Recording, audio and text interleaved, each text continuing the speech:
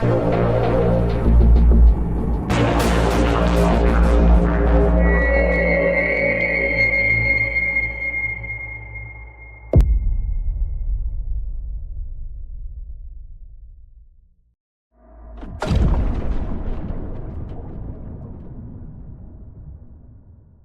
October of 2023, a group of 12 Americans traveled to Guatemala for a Be the Change yoga retreat next to beautiful Lake Atitlan, the deepest lake in Central America. Among them was Nancy, a 29-year-old from California, who had attended the same retreat the year before and was so excited about it that she decided to return in 2023. Around 10:30 in the morning on October 19th, 10 members of the group kayaked out onto the lake. Just before reaching the center of the lake, a video was taken of Nancy smiling and waving at the camera, paddling a few feet from shore, and joining the rest of the group. Sadly, that was the last time Nancy was seen.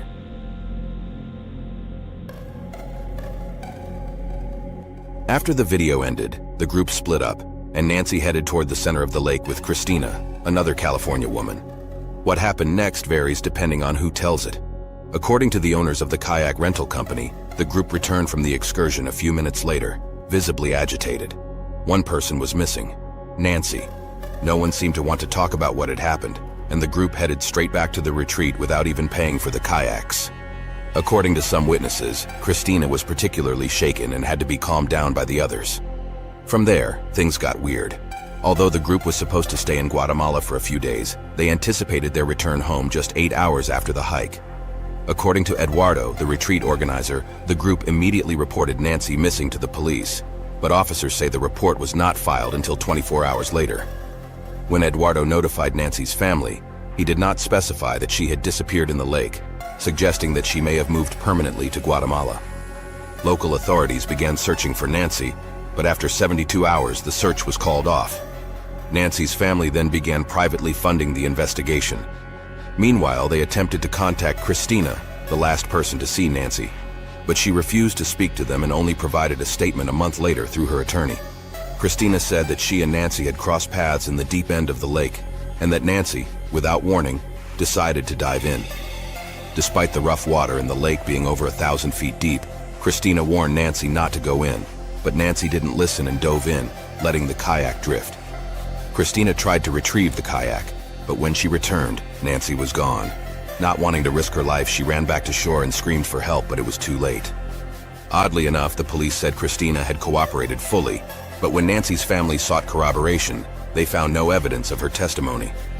Meanwhile, allegations began to circulate that Nancy had not been wearing a life jacket. The kayak owners clarified that this was false, explaining that Nancy had chosen not to wear one, even though she had been offered one.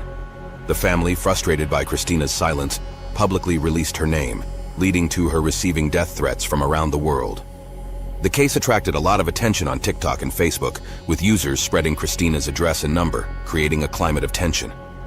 As the case spread, the wildest theories began to emerge. There was talk of a cult sacrifice or a hate crime due to Nancy's Asian descent. The suspicious behavior of the group, which had not immediately reported the disappearance, fueled the accusations. To this day, many witnesses have not yet given statements, and there are rumors that the group bribed Guatemalan police to leave the country. However, there is no definitive evidence of this. Personally, I believe that Christina is telling the truth, and that the group had no responsibility for Nancy's death. Although their behavior was questionable, it is understandable that they were nervous, being in a foreign country without knowing the language or local procedures. However, their silence has left much room for doubt.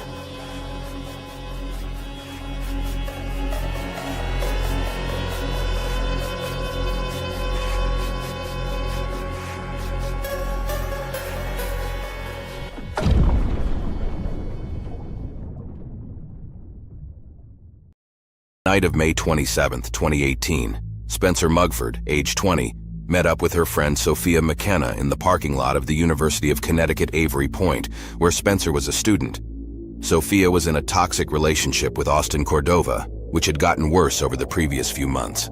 According to Sophia's mother, Austin was seeing someone else, so Sophia began seeing other guys as well. When Austin found out, he went to Sophia's apartment, tried to break down the door, and threatened to kill her.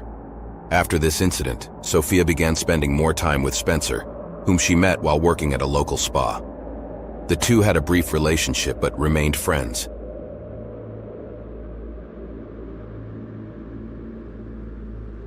On the night of May 27th, they met in the parking lot and took a small, mastless sailboat from the university, heading to the New London Ledge Lighthouse, a popular tourist attraction in Connecticut that is known for being one of the state's creepiest buildings. Around 1 a.m., Sophia used Spencer's phone to upload a video to Snapchat of Spencer rowing, and the two were in good spirits, joking that the lighthouse was still far away. Yo, we're out here in the ocean with us. That is the land. Like, we still have to get to there. Wait, where? Oh, we're almost there.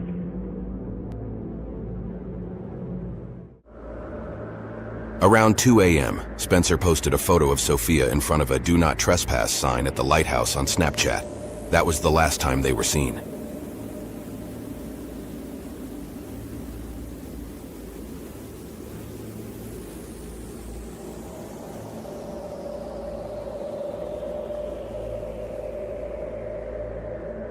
The next day, Austin contacted Sophia's mother, concerned that he couldn't locate her.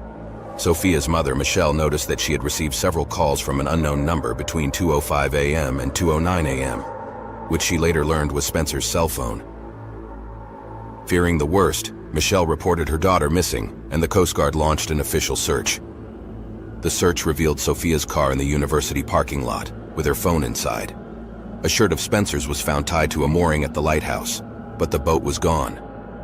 Austin and his father began a private search and, flying over the area, discovered the overturned boat near Truman's Beach, about 13 miles from the lighthouse. Unidentified fingerprints were found, but were never analyzed.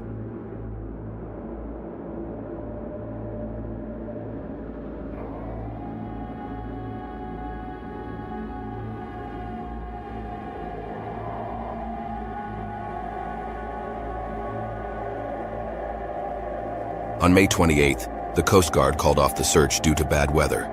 On June 8th, 11 days after she disappeared, Spencer's body was found by a fisherman in the sea, in a different direction from the boat. The autopsy determined that Spencer had drowned with traces of alcohol and THC in his body, but no signs of violence. Sophia, however, was never found. Despite Spencer's death being officially declared accidental, many people speculated on dark theories surrounding his death and Sophia's disappearance.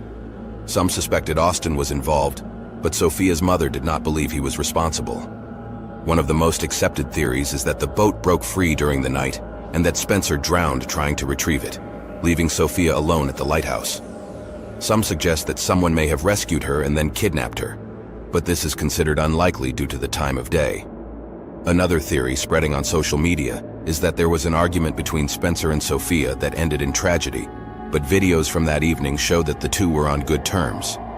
To this day, Sophia's disappearance remains an unsolved mystery, although police and her family believe she may have drowned following the accident. It is unclear whether she tried to save Spencer, accidentally fell into the water, or whether something else happened that night.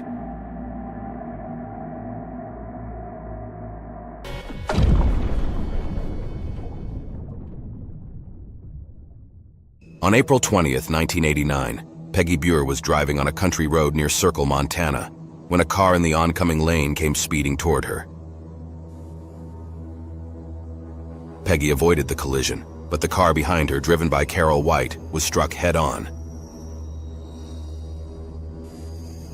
Shocked, Carol got out of the car and saw a blonde woman in her 30s who remained silent and stared at her with a blank expression. Peggy went back to check and saw the woman climbing over a fence. The police identified the woman as Patricia Meehan, age 38, of Bozeman, Montana, and began a search.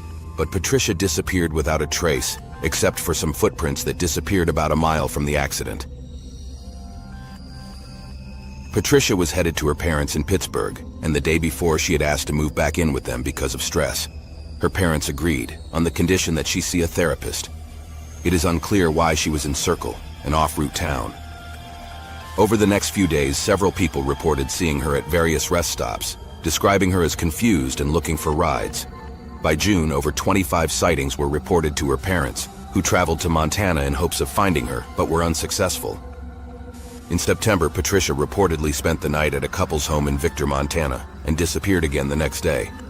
In the meantime, her parents found a disturbing self-portrait taken shortly before she disappeared, in which Patricia stared blankly at her reflection. This was the last known photograph of Patricia. To date, more than 100 people have reported seeing her, but authorities have never been able to locate her. Theories about her disappearance vary. One of the most popular suggests that Patricia suffered from amnesia after the accident, perhaps due to stress combined with a head injury, which would explain her disoriented behavior. Another theory is that Patricia caused the accident as a suicide attempt, although this conflicts with the fact that she had an appointment with a therapist. Some think she may have drowned in a nearby body of water, despite numerous sightings. Given the time that has passed, we will likely never know what really happened to Patricia Meehan, leaving this case among the strangest and most disturbing disappearances in history.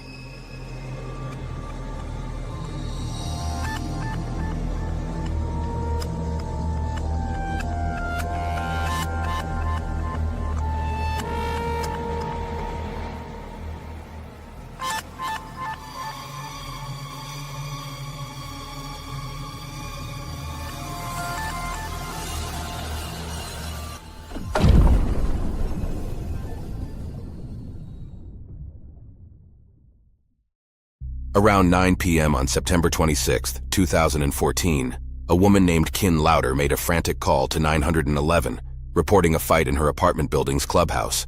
When asked if weapons were involved, she claimed to have heard gunshots. When police arrived, they found a wedding party full of happy guests and had a hard time believing Kin's claims. According to the police report, one of the guests admitted to lighting a firecracker, which Kin may have mistaken for a gunshot. Oddly enough, a few hours later, Kin called 911 again but hung up before the operator could answer. A few minutes later, the police called her back and noted that she seemed very confused.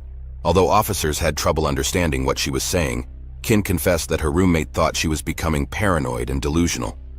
Shortly after 8 a.m. the next morning, Kin called the police again, and this call is often called one of the most disturbing recorded and publicly available.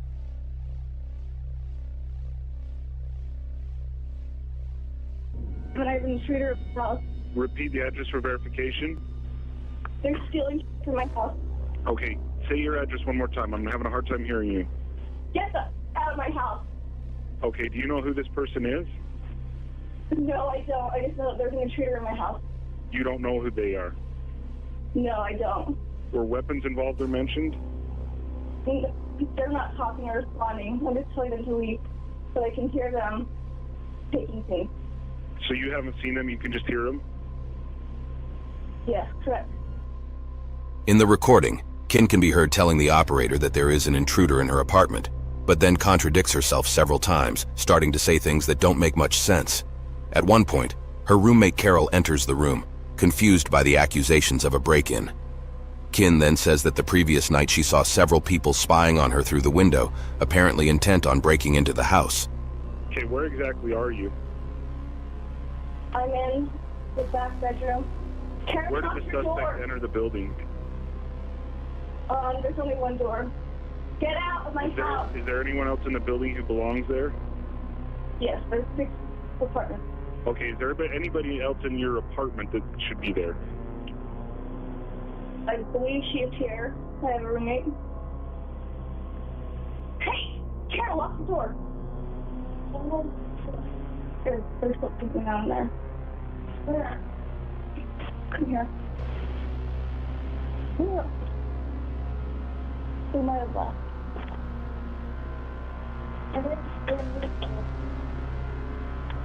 Okay, what's going on now? They've left now? Yeah, so I'm just going to look and see if anything's been taken. Someone opened the door, and I heard them come in. Don't do that. The door's still locked. It's locked. But they must have a key or something.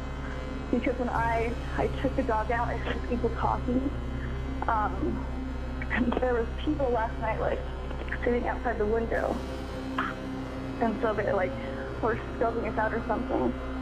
Why is the door still locked?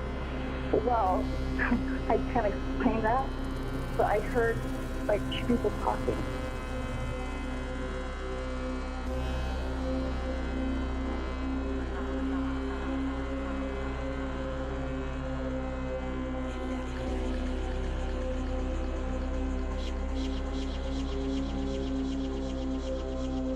despite Carol pointing out that the apartment door had been locked the entire time, which would have made it impossible for anyone to get in.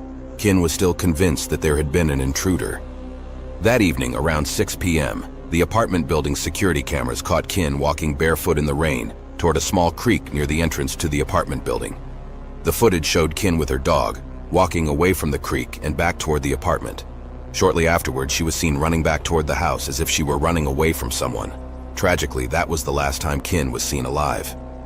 Later that day, she disappeared, leaving her phone, dog, shoes, and wallet at home.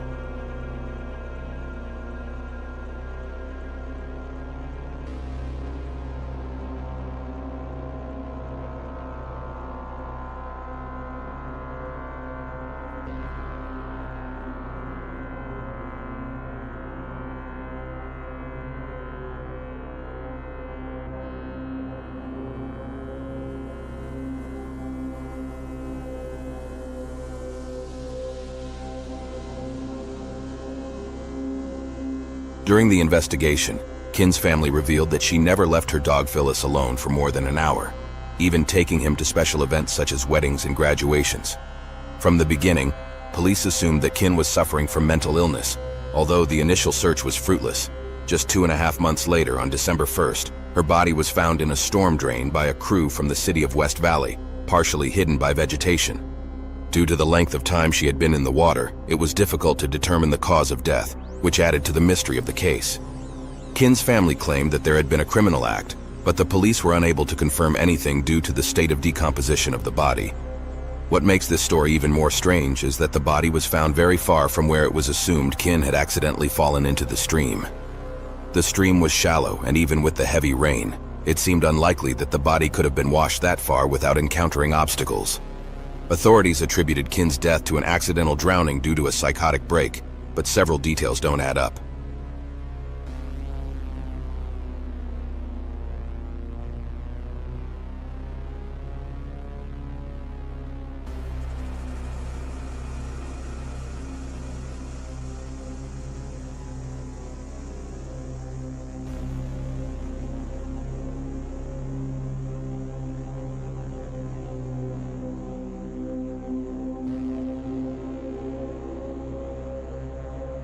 First, Kin had no history of mental illness. Although she had been somewhat depressed in recent months due to difficulty finding work, her loved ones described her as stable and relatively happy. However, in 2014, Kin lost a job at a school, and shortly before her disappearance, she had been turned down for another job opportunity, which may have worsened her emotional state. Some events in Kin's past may have contributed to her mental state. 3 years after her graduation in 2006, her twin brother accidentally killed their uncle while they were both high on drugs. Although this event left her distraught, Kin seemed to remain stable and showed no signs of mental deterioration. There are two main theories about what may have happened to Kin. The first is that she had a sudden psychotic break due to stress, and that she walked in the rain until she fell into the river. However, no one has ever reported seeing her walking down the street on the day she disappeared. The second theory is that although Kin was paranoid, she was not mistaken about someone following her, and that she may have been the victim of a crime. Either way, without further evidence, the Kin Lowder case remains shrouded in mystery.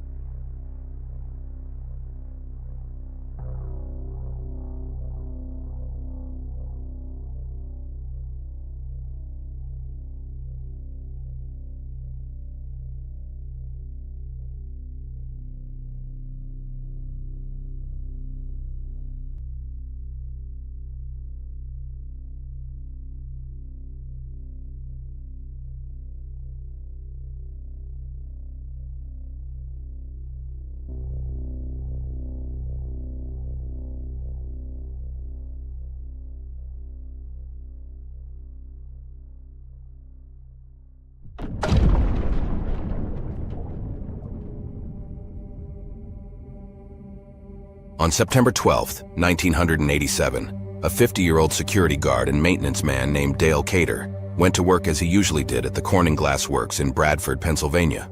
At 11 o'clock at night, he began his night shift as a weekend security guard. The next morning, around 7 o'clock, the day shift guard named John Lindquist arrived to relieve Dale, but he was nowhere to be found.